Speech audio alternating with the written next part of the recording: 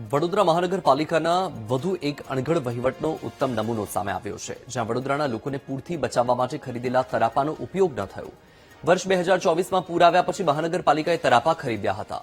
72 લાખના ખર્ચે મહાનગરપાલિકાએ 200 તરાપાની ખરીદી કરી હતી. પૂર પ્રભાવિત વિસ્તારમાં વરસાદ પહેલા તરાપા આપવાના હતા. મહાનગરપાલિકાએ ખરીદેલા તમામ તરાપા હજુ વોર્ડ ઓફિસમાં પડ્યા છે. વોર્ડ ઓફિસમાં કેટલાક તરાપામાં કાટ લાગ્યો. મહાનગરપાલિકાએ હજુ કેમ તરાપા ન આપ્યા તે મોટો સવાલ.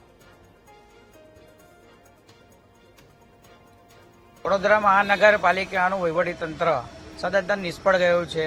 તમે જોવો છો આ સુરતના શું હાલત થઈ છે.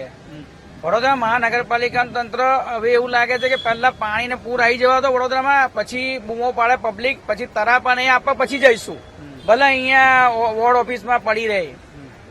ખરેખર તો અત્યારે જોયું છે કે વરસાદ ચાલુ થયો છે, એ લોકોને આઈડેન્ટિફાઈ થઈ ગયો કે આ વિસ્તારોમાં પાણી ગયા વર્ષે વધેલા, ત્યાં આ લોકો તરાપાને એ વહેલા પહેલી તકે મૂકી દેવા જોઈએ. અમે વારંવાર રજૂઆત કરી કે ભાઈ તરાપા છે, જે કઈ હોય લાઇટો બાઇટો લગાવી દો અત્યારે, જેને તો સુરત જેવી હાલત વડોદરા શહેરની ના થાય.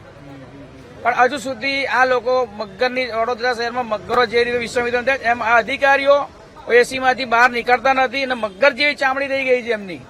ચોક્કસથી વડોદરા શહેરની અંદર દરેક વખતે તમે જોશો કે ઘોડા છૂટી જાય છે, ત્યારબાદ તબેલાને તાળા મારવા જતા હોય એવા ઘાટ સર્જાતા હોય છે. જયારે વિશ્વામિત્રી નદીમાં પૂર આવતું હોય છે ત્યારે એક જ વસ્તુ કહેવામાં આવે છે કે આ માનવ સર્જિત પૂર નથી, પરંતુ હકીકતની અંદર નીચાણવાળા વિસ્તારોમાં હાલમાં પણ કોઈ પણ જાતનું સર્વે થયું નથી. દરેક વખતે જયારે તરાપા તો લાવી દેવામાં આવે છે, પણ તરાપા જે જગ્યા ઉપર નીચાણવાળા વિસ્તારો હોય છે ત્યાં આગળ પહોંચાડવાની જવાબદારી કોર્પોરેશન સાથે સાથે અધિકારીઓની હોય છે. પરંતુ હાલમાં અમને એવું લાગી રહ્યું છે કે આ તરાપા તો ખરીદવામાં આવે છે, કોન્ટ્રાક્ટરને સીધો ફાયદો કરાવવાનું આ એક મસ્ત મોટું ષડયંત્ર છે. અને આ તળાપા જે ધૂળ ખાતી હાલતમાં છે, તો આવનારા દિવસોમાં જો કદાચ પૂરની પરિસ્થિતિનું નિર્માણ ન થાય એની તકેદારીના ભાગરૂપે તાત્કાલિક ધોરણે તમામ જગ્યા ઉપર આ સુવિધાઓ પહોંચાડવી જોઈએ તેવી અમારી ખાસ માંગણી છે.